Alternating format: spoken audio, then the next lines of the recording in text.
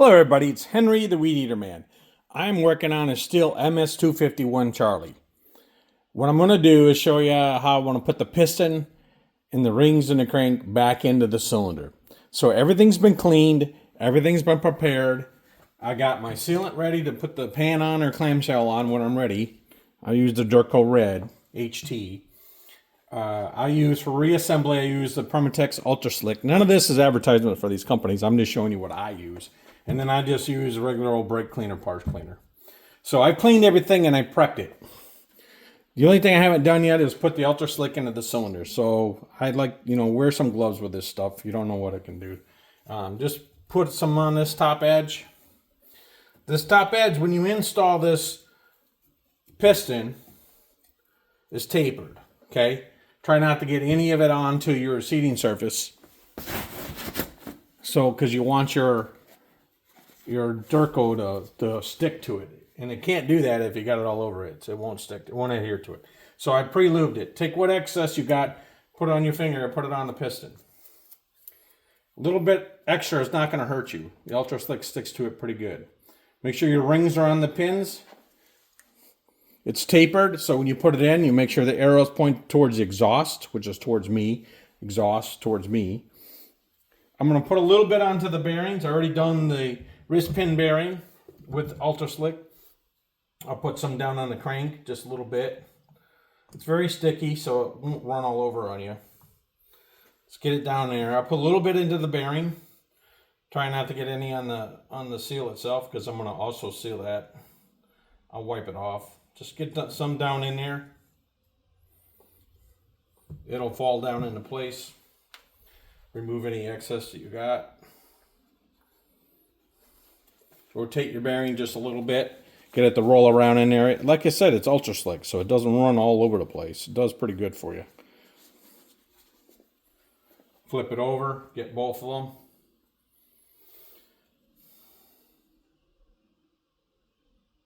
Just let it drop a little drop down into the bearing area.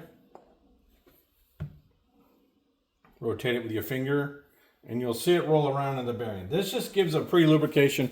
When you go to start the engine up, the chainsaw up, you're not starting it up dry. That's all. All right, so I got it where I want it. I got it on the piston, got it on the cylinder. I'm making sure my arrow is pointing towards exhaust. Again, I'll check my rings, make sure my rings are on the pins, which they are. Arrow pointed towards exhaust. And then you're going to gently set this in place. You're going to gently rock it back and forth. And it should slide right in, just like it did for me. Okay? And then I'm going to push it down. And just push it down a little bit up and down just to get that lubricant. Don't twist it. Then I'm going to set this up on the edge on the bearing so I can get ready to install the Durco onto the seal area, onto the pan area. And then I'll do the pan itself. I'm going to take the glove off because I don't want none of this Ultra Slick to get over an area that I'm planning on sealing. Now, the Durco is really thick and heavy, so I typically use a Q-tip. There's any other tool that you want to use to help spread that out. That's up to you. Whatever you decide is your flavor for putting it on there. You can use your finger if you want. I try to use a Q-tip because I can control it better with it. The Durco is very, very, very, very thick. So you can do I'm going to do the engine or the cylinder part first. Make sure there's no debris in your Durco. And just put a good coating on it. Now you want to make sure, and I had to read this the second time I'm doing this, make sure you get it on this outer edge around your bolt holes because it will leak around there, which I had last time. Get down in there to the seal area. Put a nice light coat in there where the seals go. That'll ensure that you've got good sealing on the motor and that your seals don't leak. If you dry fit them, sometimes you get lucky and they work, but I found out it's better to just put a light coating of your sealant in that area. Get this edge. Get around your bolt holes really well. If you get a little bit down in the bolt holes, it won't matter. That'll help, kind of like a Loctite for you. Don't get it too heavy and don't be too light. My last one, I tried to keep it too light, and it looked like I had a good seal. And lo and behold, when I pressure test and vacuum, I had a major leak, and it was all around the one bolt hole just leaking like a sieve. I couldn't even maintain any pressure. Get this seal area really good. Don't get none.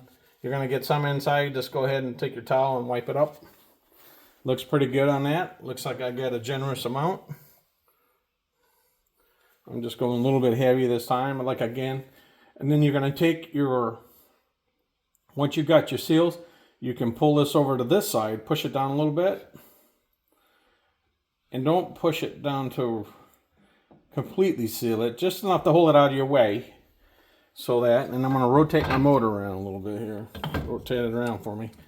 Gently got it in a vise. And just look at all your area that you got your sealant. Make sure you got adequate amount. Now I'm gonna do this other side.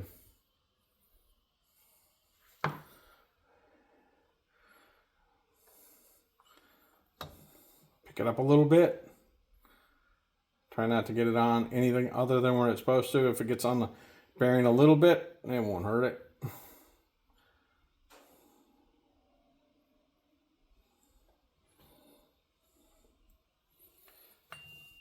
And typically, before I do any kind of testing, I'll let this sealant set up for about a day.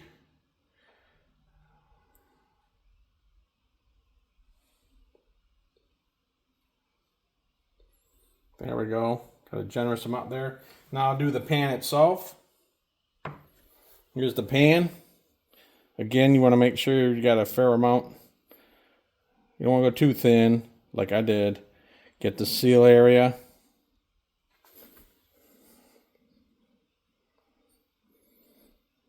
I can thin this out a little bit more.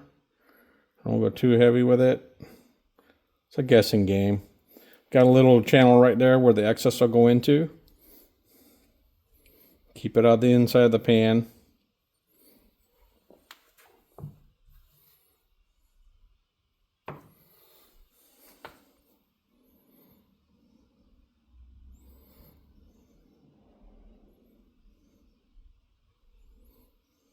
Just doing the pan.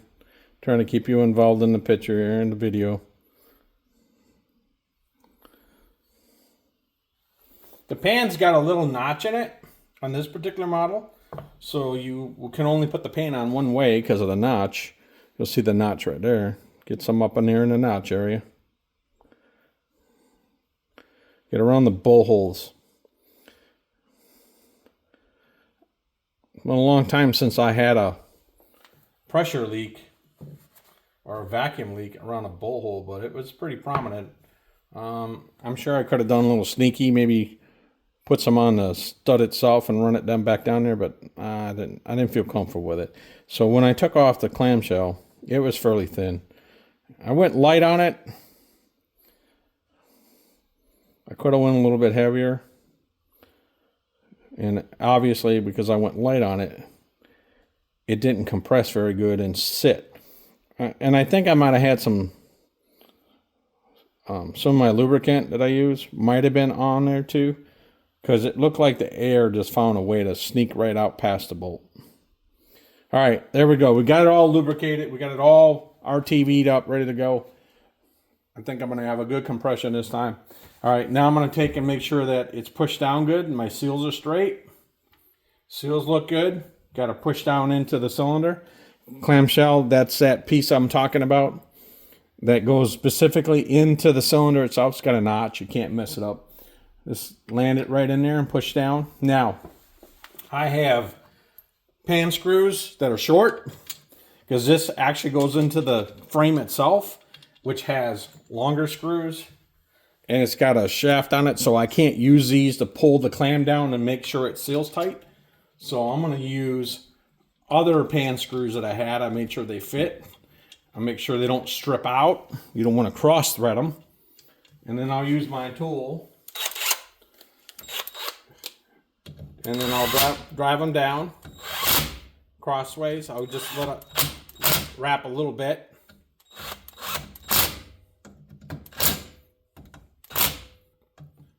I see they're not turning, and that's good. And now I got good sealant all the way around. Now I'll go ahead and cover up. Now when you do your sealant, I'm going to a little trick here. Make sure you push out some and it gets up into the cap.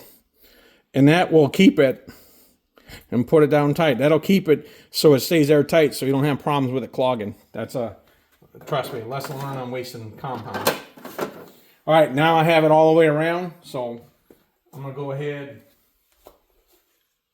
I'm just gonna use my parts cleaner, brake parts cleaner. I like it better, it has less, seems to have less residue in it. Close up my Permatex so it don't spill out everywhere. So go ahead and take your egg. Make sure you got safety glasses on, don't squirt your stuff in the eyeballs. This stuff will burn. And then I'll just go ahead and clean up all this excess RTV on the outside just to make it look better.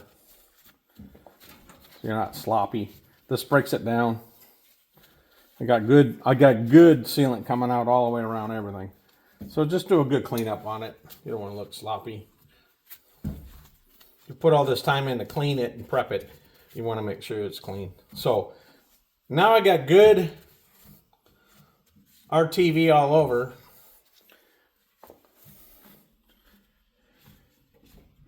I will do a vacuum test on it. I know for a fact all my other joints, everything is good. Got that all cleaned up. Make it look professional. We got a brand new motor, don't it? So now that I have it, I have everything I need to vacuum test it set up. A little vise here to open up a little bit more.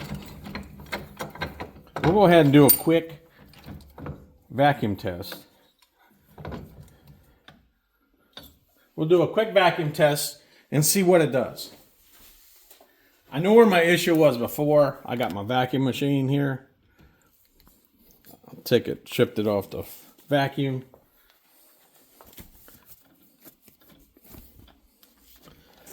Give it some pumps.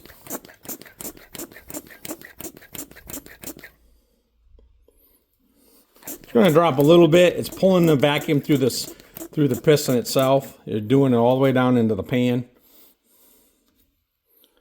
Some sealant still there, a little bit here and there. And it's holding. So I do vacuum. I don't do pressure until I let that RTV set up. Because I don't want to, if I got a small imperfection, I don't want to blow it out. But I don't mind doing vacuum on it and pulling it into the imperfection.